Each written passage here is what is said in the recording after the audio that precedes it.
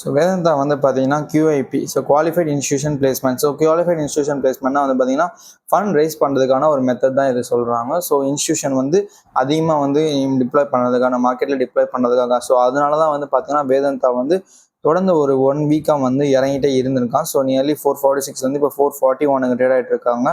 So இவங்க என்ன சொல்கிறாங்கன்னா 440 ருபீஸ் பர் ஷேருக்கு வந்து பார்த்தீங்கன்னா 19.31 crore ஈக்குவிட்டி வந்து புக் ஆகிருக்கு ஃப்ரைடே மார்க்கெட் அன்னைக்கு. ஸோ அதனால வந்து 8,500 crores வந்து ஃபண்ட் ரைஸ் நடந்திருக்கு வேதாந்தாக்கு. ஸோ அதாவது வந்து பார்த்தீங்கன்னா இன்ஸ்டியூஷன்ஸ் எல்லாருமே வந்து அதிகமாக பல்காக இன்வெஸ்ட் பண்ணியிருக்காங்க இதில்.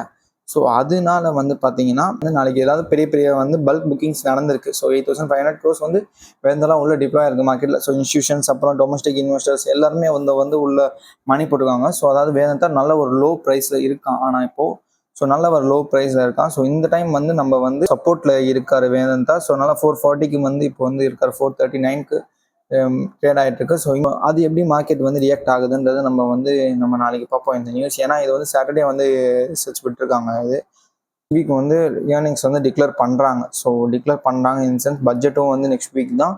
ஸோ பெரிய இம்பாக்ட் நடக்கும் அப்படின்றதுனால ஜூலை 22 வந்து பார்த்தீங்கன்னா Monday. So Coforge, Dodla Dairies, Mahindra Logistics, IDBI, so இந்த மாதிரி எல்லா கம்பெனிஸ் வந்து பண்ணுவாங்க.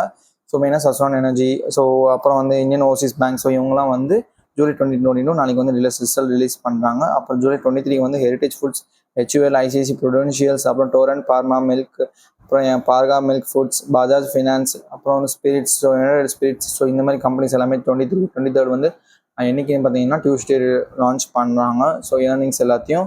So 24 Aditya, MCX, AXIS, so இது எல்லாமே வந்து லான்ச் பண்ணுறாங்க. ஸோ இதில் வந்து ஒரு ஐ வச்சுக்கோங்க இந்த ஸ்டாக்ஸில் எல்லாமே. இதுக்கேற்ற மாதிரி மார்க்கெட் வந்து நெக்ஸ்ட் வீக் மூவ் ஆகலாம்.